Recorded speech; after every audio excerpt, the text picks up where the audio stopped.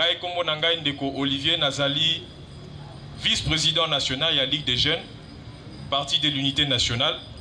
Il y a Yemoko Excellence, vice-ministre à budget Élysée Bokumwana. Ligue des Jeunes et Sengelaki Penza et Sengaki Penza Maloba. Pote et l'Aksana Bilenge. Des partis politiques ou Yabiso, parti de l'unité nationale. Azali Penana Souci. Il y a quoi encadrer les jeunes. Surtout, il y a quoi Lakisa. Et Bilenge à Kanabiso. Bangonde, Bazali, Avenir Yamboka. Biso orientation, il y a parti de l'unité nationale. Ponabile, Ezali, Kolakisa Bango, Lolenge Nini, élite politique, se comportaka, sur la scène politique, Nakati y a pareil, il y a l'État. Il faut, Biso Posa na Biso Ezali que, to former une nouvelle génération d'élite politique, pote, Moka Congo, Toti Kilango, dignement, Naba Oyo, Bakoya Simana Biso, Pambate, Tokoti Kalakaka Bajente, Tokoma Pe Bibange. Vraiment, souci na Biso Ezalaki, Ndengona Pe Toza ko prester Pe, et l'ongona Baninga na Biso ya réserve de la République, Tozo apporter contribution na Biso, Oya Muke Nazalaki Nango, Yangoana. Merci beaucoup. Merci beaucoup. Bongo Nabotosi, Tosenga na biso nyos, to teleme, bongo to beta maboko, pour na royamba, son excellence, monsieur le vice-ministre national de la justice et garde des Sceaux. Je vais commencer par me présenter, parce que la fois passée, il y a eu un agrément. Je suis maître Mamboula Ombemba Tade, vice-ministre de la Justice et député national. Mesdames et messieurs, monsieur le bourgmestre de la commune patriotique de Kalamou, mesdames et messieurs, les membres de la réserve, tous bien entendu, de la réserve de la République, étant donné que nous en faisons tous partie, bonsoir. Merci Bandeko Nangai. Le Kolana Outugo se présentait en qualité de vice-ministre de la Justice Yamboka Nabino sur instruction Yamokonzi Yamboka Tata Félix Antoine Tshisekedi Chilombo. Tolingaki te to surprendre batu na mboka oyo ya Congo, ya ville ya Kinshasa, na exécution ya peine de mort. Lokola boyebi yango, c'est depuis 2003 nous avons été derrière la suspension de l'exécution de la peine de mort. Tolobaki Tozali bato,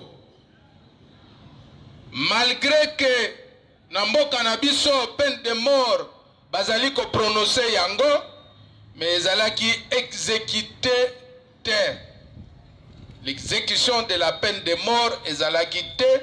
Tolobaki lokola tozali bato, erreur ekoki ko salema na mutu nyonso osali pe likambo oyo baninga basepeli nango te, mais na misu ya leta balobi topesi yo etumbu ya liwa. Na mawa wana tokanisaki ke tozali koshir elongo na ba oyo babukaka mibeko, tondimaki ke même atako ba prononcer peine de mort, mais bakoki ko exécuter yango te. Ezalaki suspendu. Mais ebandaki kozala prononcer mutobuki mibeko bako prononcer yango, mais to bandaki ko exécuter yango te. Metala buzoba ya biso bato. Omoni kisasa ndenge ekomi, mutu akoki kotambola lisusu malamu te. Moyibi ekomi kilikili, trahison o tozobenga bamsusu ba traître. Kokata bato machette okoki kotambola ndenge longo bani te na mboka na yo. Totali mboka kote tozalaki na place tokomi tolobi te. Tala ba Congolais ndenge bazo kufa. Exemple na pesi ezali ya Kisasa, mais soki totali na mboka na biso nyonso tu na Congo, surtout na parti na biso ya Est, bato bazo kufa pona trahison ya biso bana mboka.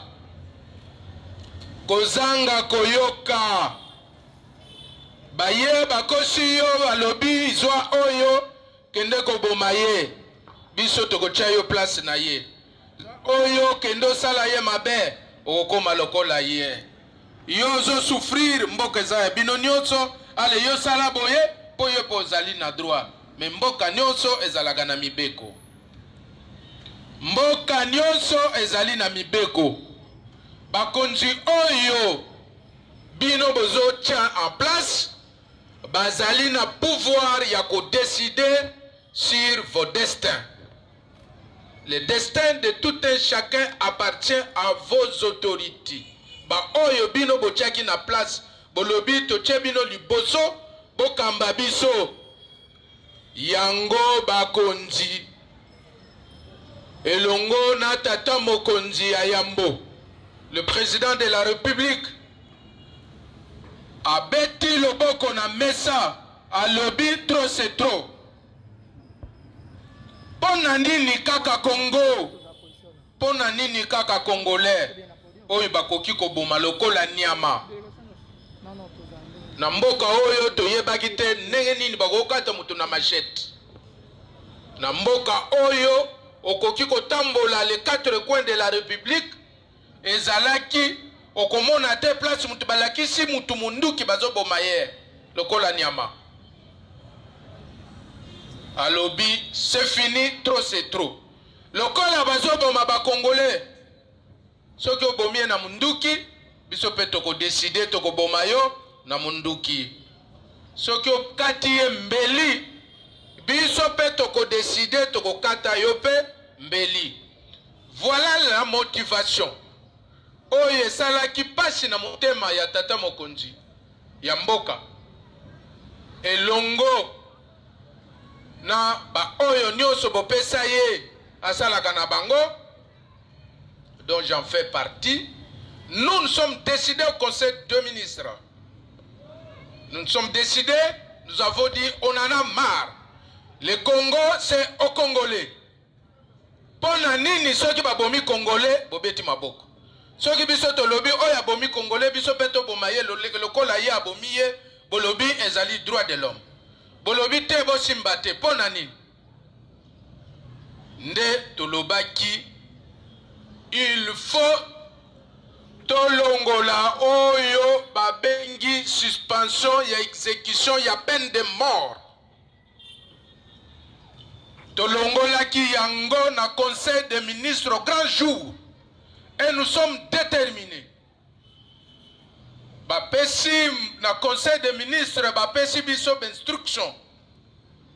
Madame la ministre d'État et moi-même, le vice-ministre de la Justice, d'instruire les cours et tribunaux pour que cette décision soit immédiatement exécutée selon les cas. Bongo Oyezalaki le 13 mars, Madame la ministre d'État, nous avons pris la décision de signer la note circulaire pour instruire aux cours et tribunaux afin, une fois la décision rendue en cas de peine de mort, soit immédiatement exécutée. Et c'est notre pays. Tant pis pour ceux qui n'en veulent pas. Le destin de ce pays appartient aux Congolais. Nullement, personne ne peut venir vous dire que Mboka na bino bisonde batu toko bongisa yango. Bisonde batu toko assurer sécurité ya ba Congolais. soki azali congolais te lukuta tolobaka yango luvunu mutu akosa bino te lelo congolais nyonso oyo azali patriote oyo azali nsima ya bakonzi na ye il faut botosa mibeko o décision tozwaki ezali mibeko ya mboka po ete bino nde bato bopesaki biso bokonzi mpe tozali kodeside na nkombo na bino ezali malamu te soki omoni moninga bazoboma ye bakata ye mbeli bazokoexekite ye okomona yango malamu te bamosusu bazosepela parceke ayebi ke ezali ndeko na ye te me mokolo ekozala tour na yo nde mokolo kokanisa koloba ngo mboka eza malamu te ifo kaka bakonzi bazwa décision tala mboka ndenge ekomi nakoki kosekisa bino mwa moke awa na époque ya opération Likofi je pense na opération Likofi une fois on a osé tout simplement koboma ba oyo bazali bambuma mabe na mboka omoni na mboka kisasa tokokaki kotambola ozwi telefone na yo pe ochango na mtu ube osimba na maboko ozotambola ba air nyonso olingi mutu akosimba ngo aozala te Muzele père tango akoti. Je pense que c'est un système qu'il faut retourner. Mboka oyo po etambola malamu, il faudrait que ba patriote ba la sima fachi po tokende liboso. Bongo soki tolandi otozobenga démocratie. Démocratie ezaka na niveau ebele. La démocratie ezali na niveau ebele. Biso susi na biso ezali Congolais nyonso biso nyonso tozala na ba droit moko. Mais oyo komi na mboka na biso. Lokola yo ozali na munduki. Lokola yo ozali na mwambongo. Lokola yo ozali na relation. Bokendaka mikili ya bapoto bipai nyonso. Bakokosa bino zwa munduki ke bomandeko na yo. Bongo biso tangu tokanga eto che na boloko babi 20 ans de servitude pénale. Même si Tolobi, il mérite la peine de mort, mais Boti Kaye Azala, Nabo Moï. Yaturo yo, Tokosala ngo lisusu. Tokosala ngo lisusu te. Soki obomi, rassurez-vous.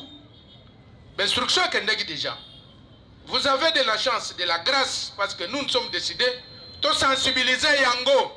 Beba papa na ba maman nengo bofandi boye. Bosala effort ba o balingaka bana na bango o balingi bandeko na biso boyebisa bango yango ke soki bakangi yo bomi mutu yo ndeko na yo koyati koyana yo te bon tu peux venir assister place ba kobomela ye poto koboma ye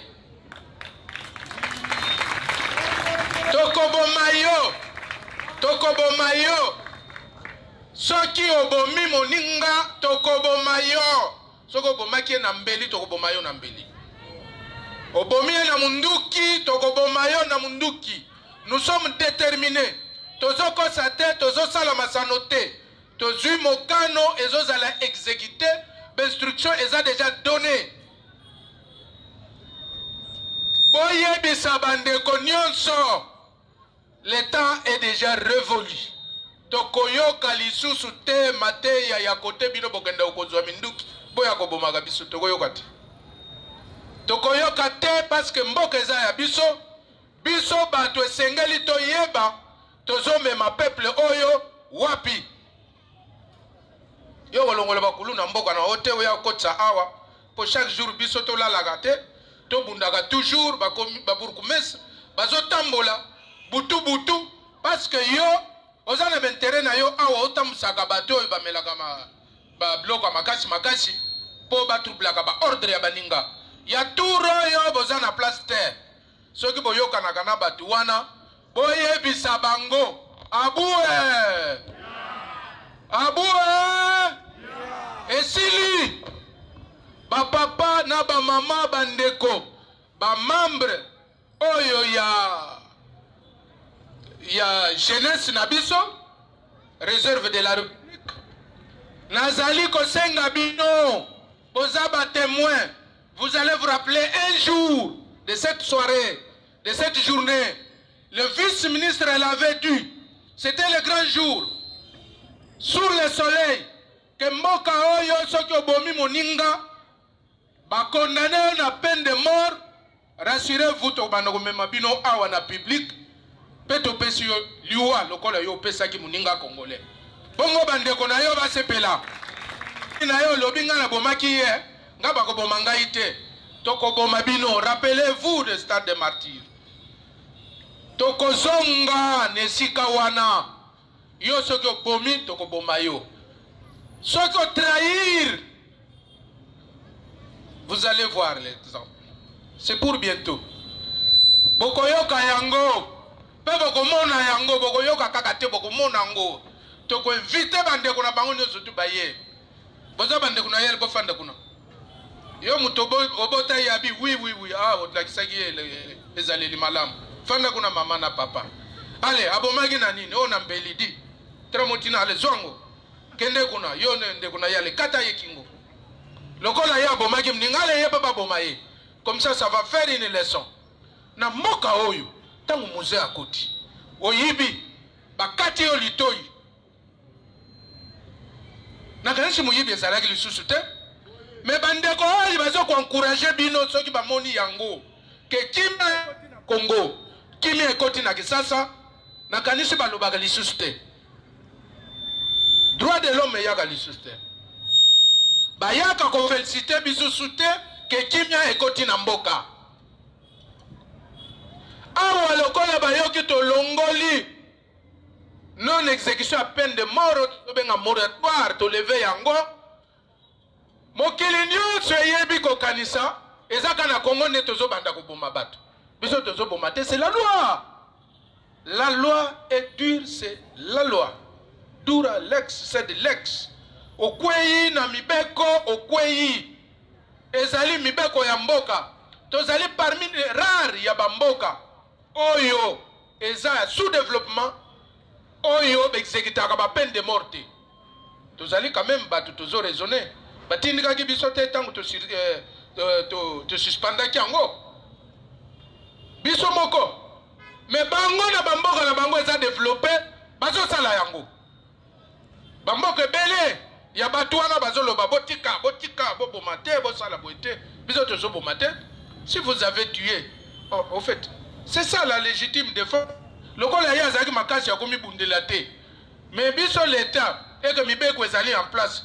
Toujours tu es un mauvais produit, on te met là en public, on te donne la mort. C'est tout. C'est une façon de protéger tous ces autres citoyens qui sont encore sains, qui ont droit à la vie. Nous avons tous le droit à la vie. Yo zana no kendo kopekisanga ike nzela wana kolekate place wana bakulu na biso to fandi wana boko kufa nazali na komini ya Kalamu na yebi ke bilenge bazala ke bele tata mokonzi ya komini azo nyokwama mikolo na mikolo na kebisi bino na lobiango na moi baoyi bayoki yango bapanza sango bobatela bana na bino lokola bazaka na ndako te bobatela yango ezali mokolo ya suka mpo na bango. La fin du monde ezali mpo na bango yango tozoko annoncer. Jean-Baptiste, c'est la fin du monde qu'on est en train d'annoncer. Nous sommes en train d'annoncer ça au grand jour. Boyebisa bandeko nyonso oyo bazwa minduki mpo na koboma baninga oyo basimbi bamachete mpo na kokata baninga gratuitement. Yeba ke bokomi na suka mikolo ya suka yango yo tozali na moi pe décision tozwaki yango déjà olie bozala surpris tobengi bino famille na yo baya kotala nenge tozokolongola mbuma mabe na kati ya ville ya Kisasa tozoyebisa bino yango déjà bomiyebelaka lokola ozali mbuma mabe yo soki obomi na mbeli rassurez-vous tokoboma yo na mbeli na moi to bande ko décider chaque quartier ezala na terrain place ya kobomela bato ekozala malamu bokoyoka ekozala malamu lokolo boyoka na tolite toko proposer yango que chaque commune ezala na abattoir nango place to bande ko kulongolela bambuma mabe bino bozoboma batu bozokata batu bozali bambuma mabe. Bozali bambuma mabe. Ezali na mutu te ata bo influencer ndenge ni na koya kolongola auto décider po te zamboka na biso. Biso pe tozali na droit ya ko vivre na kimia. Na droit ya ko vivre na kimia. Si soki yo za mabe kati na biso ozali mbuma mabe eza ekolia te. On ne peut pas te conserver comme une boîte. Faut te bomayo, faut te longola yo bakekunda yo. Ça ne sera pas un manque à gagner. Au contraire, nous avons protégé les compatriotes qui sont sérieux, qui sont prêts à rendre service à la République. Mboka oyo mutu tout il faut attendre la ernyoso alingi. Kalate ba carte kozonga, ba carte d'identité ezozonga mutu tout ako circuler na kimia ndenge tozolinga na mboka oyo. Mais tokebi sibino. Na ye n'a annoncé le col à Jean-Baptiste Ayaka, à l'obi Yesu agoya. Jésus viendra, il viendra, le Fils de l'homme. C'est ce que je suis venu faire. Nayebi subino ezalaki les 13. Oyo to pesaki instruction na ba cours et tribunaux nyonso. Nenga tozabo isoki oyoki bakangi yo na mbata. Okei na commune. Okei na parquet. O na district. Okomi na parquet batinyo na makala. Okei na ndolo, papa, banda deja koyebisa bandeko na yo, nga na bomaki na ngai ya, boya kolanda ngai te bosala ka matanga soki bosala ngo. Pe mkolo toko yo ko osali matanga pona mutu ya bongo, toyebisi burugumestre foko kanga ka batu wana. Nakanisi chef de quartier, oyo azalaki na n'époque ya tata Mobutu, kasafu batika kiwa. Tata Mobutu ozalaki na ye oyebaki ndenge ni mboko ezalaki Kabila le père akuti yo omonaki pele bandeli neni ni mboko ezalaki ya turo yo oko compare na yebisi yo oko compare ango toza déterminé omoni ba mboko nyonso bato bazoki makao congolais soki alongwa nenga okacha frontière akomi mosantu soki olongwe awa okena mboka mususu okomi mosantu mais biso pe tolingaka bamboka wana te tozalit est-ce que toza na droit ya kovivre awa te comment pas yo olingi okende kotia kimia kuna mais awa otikaka désordre toboya yango mboka ya biso nyonso droit de l'homme ebandako ya kolanda nsima de toutes les façons biso nyonso tokokufa si on te fait précéder à l'au-delà. Ce n'est pas notre faute, c'est toi-même. Yo moko lingango. Pour biso tozo ko annoncer yango. Mais batu ya kimia, rassurez-vous to continuer comme ça la sécurité pour Nabino. Voilà cause o esali que na se déplacer lelo na ya na quartier ya Kalamu. Na commune ya Kalamu. Pona yebisa bino yango. Na kanisi ba yokinga ipe bo yokinga. Mukole kozala tour ya bana Kalamu ya okende ko exécuter ye boloba te ke toyebaki te boyebi yango awa wana buto koleka te nebi ke mokonzi ya commune ayebi yango na butu awa koleka te c'est mon quartier, j'ai habité ici nebi te soki ezalaka bongo mais ya turoba Nazo regretté présence du général Blaise parce qu'il fallait à Zalana Bitso. Nayebi Kaza très occupé et très préoccupé. Nyamakamuka ya sécurité. Mais il fallait ya. Toko yebi sabatu ibana commune ya Kalamu. Que lelo bozali na chance to bandeli yao. Pobo yeba yango ke mibeko oyo ya ko exécuter peine de mort ici ezali. To relançango déjà. Bosala keba soki olingi o continue kolia maboka ya kapela na yebisi bino soki olingi omona kapela po bilengeza ebele kuna bosala keba soki oye koyiba mbongo bato awa na mbeli pona buto okende na kapela okokende nango te ekolia yo mbongo wana telefone wana ekolia yo oui. Donc voilà ce que je pouvais, j'allais vous dire. je voudrais phraser à ce que je venais de dire, que le chef de l'État, le président de la République, était et il est toujours très sensible aux questions de mort d'homme de ses compatriotes. Et ses compatriotes, en passant d'abord par les jeunes, la jeunesse, parce qu'il dit toujours, il le fait, son espoir, il fonde son espoir à la jeunesse de la République démocratique du Congo.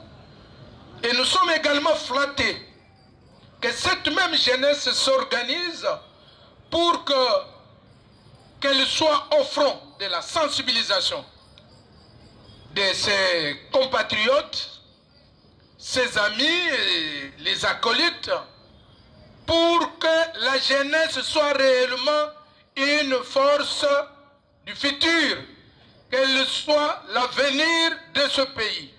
Comme nous le disons, la jeunesse, c'est l'avenir de demain. Et nous, les dirigeants, vos dirigeants, nous sommes fiers de vous, de la jeunesse formée. Nous nous battons déjà avec l'enseignement. On fait un effort pour que la jeunesse puisse avoir une notion pour s'intégrer dans ce beau pays. Nous avons un beau pays, franchement, parce que nous n'avons pas l'habitude de déplacer, peut-être à Kinshasa. Ce pays, nous avons tout. Vous pouvez tout faire et vous vous retrouvez. Moi qui vous parle, je suis vice-ministre de la Justice. Jamais je foulé mes pieds dans un pays étranger. Et je me bats ici. C'est ici que j'ai grandi. Je vous l'ai dit, je suis vice-ministre de la Justice. Jamais j'ai foulé mes pieds dans un pays étranger. Je dis bien, jamais j'ai foulé les pieds dans un pays étranger. Ce n'est qu'une question de la volonté, l'amour que je porte à mon pays. Sinon, je le ferai à tout moment. À tout moment, je pouvais le faire. C'est-à-dire, j'ai confiance en moi-même, j'ai confiance à ma nation, en mon pays, et j'évolue comme un digne fils de ce pays. C'est une fierté, un exemple à suivre. Donc, ne pensez pas que vous êtes inutile. Vous êtes très utile, très important. Mais seulement, parmi nous, animés de mauvaises volontés, de mauvaise foi, pour saboter certaines actions. Je disais que c'est pour saboter certaines actions et les initiatives de vos propres dirigeants que nous sommes. Et ça, nous n'acceptons pas. Certains, vous êtes envoyés ou encouragés par les impérialistes. Nous le savons bien. Ils sont derrière vous. Nous le savons. Mais rassurez-vous, ce n'est pas un pays des impérialistes. Ce n'est pas un pays qui sera dirigé, ces derniers, mais c'est dirigé par vos fils que vous avez choisis. Pour cela, nous décidons